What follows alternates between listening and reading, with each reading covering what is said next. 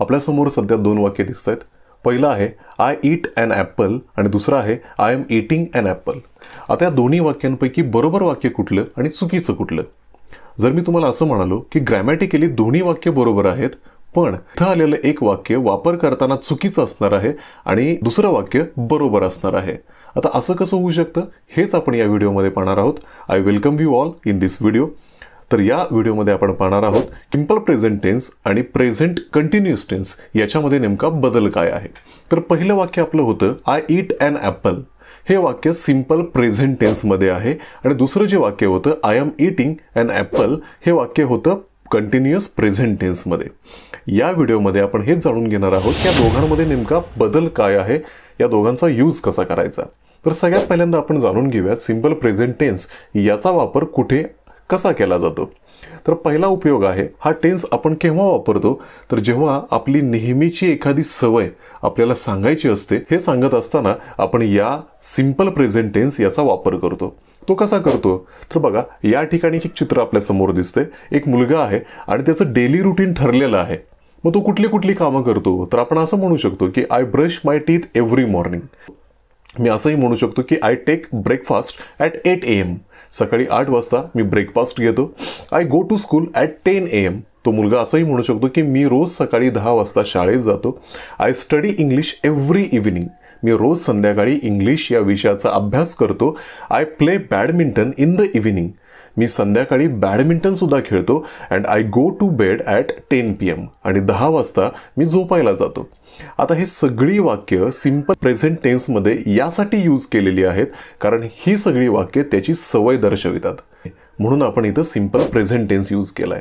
अजून कुठं हा यूज केला जातो तर जेव्हा सामान्य सत्य, त्याला जनरल फॅक्ट किंवा युनिव्हर्सल ट्रूथ असं म्हटलं जातं, या गोष्टी जेव्हा आपण सांगत असतो, ज्याला मराठीमध्ये अजून एक शब्द आहे त्रिकालबाधित सत्य, अशा गोष्टी की ज्या कधीही बदलणार नाहीयेत. जसं की the sun rises in the east. सूर्य पूर्वेकडे उगवतो. Water boils at 100 degrees Celsius. पाणी 100 अंश सेल्सिअस तापमानाला उकळतं. The earth revolves around the sun. पृथ्वी सूर्याच्या भोवती प्रदक्षिणा मारते. Humans needs oxygen to survive. माणसांना जगण्यासाठी ऑक्सिजनची गरज आहे. Ice melts at 0 degree Celsius. बर्फ 0 डिग्री सेल्सिअसला वितळतो. The moon reflects the light of the sun. आपला जो चंद्र आहे तो सूर्यापासून येणारी लाईट परावर्तित करतो. आणि लास्ट आहे अ इयर्स हॅज 12 मंथ्स. प्रत्येक वर्षामध्ये 12 महिने असतात. म्हणजे ही सगळी वाक्य त्रिकालबाधित सत्य आहेत जे कधीही बदलू शकत नाहीत. हे सुद्धा वापरताना आपण सिंपल प्रेझेंट टेन्स यूज करतो. आणि तिसरा नियम आहे, ज्या शेड्युल्ड इव्हेंट्स आहेत, ज्या ठरलेल्या गोष्टी, वेळापत्रकातल्या ज्या गोष्टी आहेत, जे त्याप्रमाणे होणारच आहेत, हे सांगण्यासाठी सुद्धा आपण सिंपल प्रेझेंट टेन्स यूज करत असतो. जो असा असतो, the train leaves at 8 AM. Train 8 वाजता प्रस्थान करेन. The bus arrives at 6 in the morning. Bus जी आहे तिचं आगमन सकाळी 6 वाजता होणार आहे. School starts at 9 o'clock. शाळा 9 वाजता सुरू होते. The movie begins at 7:30 PM.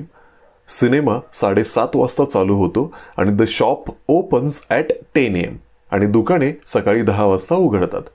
आता हे झाल्या ठरलेल्या गोष्टी.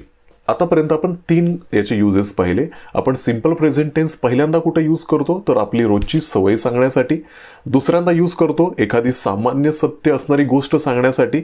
आणि तिसरा आपण यूज करतो जे आपलं टाइम टेबलनुसार आपण जे वागत असतो किंवा ज्या गोष्टी आपण ठरवून ठेवलेल्या आहेत त्या गोष्टी सांगण्यासाठी आपण सिंपल प्रेझेंट टेन्स यूज करतो. आता एक एक्झाम्पल बघा. Rahul it's 2 samosas every day. याचा मराठीमध्ये अर्थ असा होतो की प्रत्येक दिवशी राहुल 2 समोसे खातो. आता ही झाली त्याची सवय, कारण एव्हरीडे हा शब्द आलेला आहे. म्हणजे हा टेन्स कुठला असेल तर हा आहे सिंपल प्रेझेंट टेन्स. आता अजून एक वाक्य बघा. मी जर तुम्हाला असं म्हटलं राहुल इज इटिंग 5 समोसाज नाव. आता हा टेन्स कुठला आहे? या ठिकाणी मी असं म्हणत नाही की तो रोज समोसा खातोय. मी असं म्हणतोय की तो आत्ता खातोय. फक्त सध्या आपण जाणून घेऊयात की हा टेन्स पहिल्या टेन्सपेक्षा काहीतरी वेगळा आहे. आता काय वेगळा आहे तर या टेन्सचं नाव आहे कंटिन्युअस प्रेझेंट टेन्स. आता प्रेझेंट टेन्स हा शब्द थोडा वेळ आपण बाजूला ठेवूयात. आपण बोलणार आहोत कंटिन्युअस या शब्दाबद्दल. तर कंटिन्युअस याचा अर्थ काय? कंटिन्युअस म्हणजे सुरू असणारी जी क्रिया सुरू आहे ती ज्या टेन्समध्ये सांगितलं जातं त्याला आपण म्हणत असतो कंटिन्युअस टेन्स. मग हे ओळखायचं कसं? बघा, या ठिकाणी 4 गोष्टी घडत आहेत. Raining, walking, clapping and flying, या 4 गोष्टी घडत आहेत. आता कोणतंही वर्ब त्याच्या कंटिन्युअस फॉर्ममध्ये कन्व्हर्ट करताना तुम्हाला इथे दिसून येईल की मी ING या 3 शब्दांना हायलाइट केलेलं आहे. म्हणजे ज्या ज्या क्रियापदांना ING प्रत्यय लागलेला आहे ते सर्व कंटिन्युअस फॉर्ममध्ये आहेत असं म्हणायला हरकत नाही. पण आता ओळखायचं कसं की आपल्यासमोर 3 टेन्स आहेत. एक आहे पास्ट, प्रेझेंट आणि फ्युचर.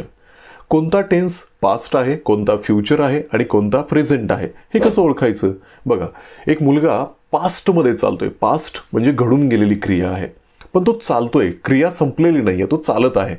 मला सांगायचं असेल की तो चालत होता, भूतकाळामध्ये ती क्रिया चालू होती, तर मी वॉज आणि वेअर या हेल्पिंग वर्बचा वापर करू शकतो. मला सांगायचं असेल की फ्युचरमध्ये तो चालणार आहे, तर मी विल बी किंवा शॅल बी या क्रियापदांचा वापर करतो. पण मला बोलायचं आहे प्रेझेंटबद्दल, जे आपण या व्हिडिओमध्ये पाहणार आहोत. प्रेझेंटबद्दल जेव्हा मला बोलायचं असतं तेव्हा मी काय करणार आहे? तर मी एम, इज आणि आर या तिन्हीपैकी कोणतंही एक हेल्पिंग वर्ब घेऊन माझं वाक्य मी तयार करणार आहे. For example, I am walking, he is walking, we are walking. अशा पद्धतीनं आपण प्रेझेंटमध्ये कंटिन्युअस फॉर्म ॲड करू शकतो. चला तर मग याचे उदाहरणं बघूयात आणि याचा यूज बघूयात. तर पहिला यूज आहे, हा टेन्स आपण केव्हा वापरतो? तर ती गोष्ट या क्षणाला घडते आहे हे जेव्हा आपल्याला सांगायचं असतं. क्रिया चालू आहे आणि ती पण याच क्षणाला घडते आहे हे सांगण्यासाठी आपण या टेन्सचा वापर करतो. जसं की या ठिकाणी पाहू शकता 2 एक्झाम्पल आहेत. I am making a video now, मी या क्षणाला व्हिडिओ तयार करत आहे. आणि दुसरं आहे she is reading a book now, ती या क्षणाला पुस्तक वाचत आहे. म्हणजे हा टेन्स झाला कंटिन्युअस प्रेझेंट टेन्स. अजून एक वापर याचा आपण बघूया. आत्ता आपण पाहिले की आत्ता घडणारी क्रिया सांगण्यासाठी आपण कंटिन्युअस प्रेझेंट टेन्सचा यूज करतो. त्याशिवाय तात्पुरत्या स्वरूपात चालणाऱ्या गोष्टी दर्शविण्यासाठी सुद्धा, ज्या गोष्टी कायम चालणार नाहीत, सध्या चालत आहेत, थोड्या दिवसानंतर किंवा थोड्या काळानंतर त्या थांबणार आहेत, यासाठी सुद्धा कंटिन्युअस प्रेझेंट टेन्सचा वापर केला जातो.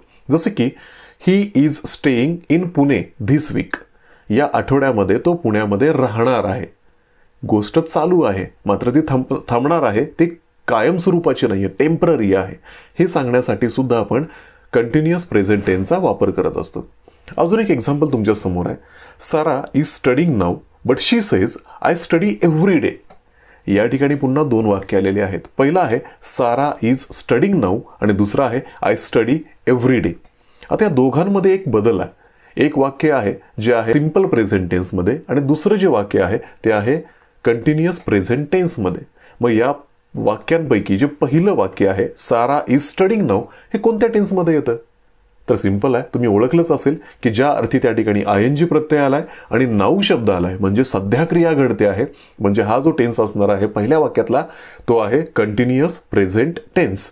आणि जे दुसरं वाक्य आहे एव्हरीडे हा शब्द आलेला आहे, म्हणजे ती रोजची सवय आहे, म्हणजे हे वाक्य असणार आहे सिंपल प्रेझेंट टेन्समधलं. यानंतर अजून एक्झाम्पल बघूयात. I jog every morning, every morning म्हणजे रोज सकाळी. रोज सकाळी म्हटलं की ते सवय झाली आणि सवय म्हटलं की हा टेन्स कुठला असला पाहिजे? बरोबर, हा टेन्स असणार आहे सिंपल प्रेझेंट टेन्स. दुसरं वाक्य बघा, I am jogging now, now आणि ING आलं म्हणजे कंटिन्युअस, एम आहे म्हणजे प्रेझेंट, म्हणजे हा टेन्स आहे प्रेझेंट कंटिन्युअस टेन्स. आता सुरुवातीला आपण जे उदाहरण पाहिलं होतं, ज्यावेळेला आपण थोडंसं कन्फ्यूज झालो होतो, पहा, I eat an apple, I am eating an apple. आता या दोघांपैकी बरोबर कुठलं आणि चुकीचं कुठलं?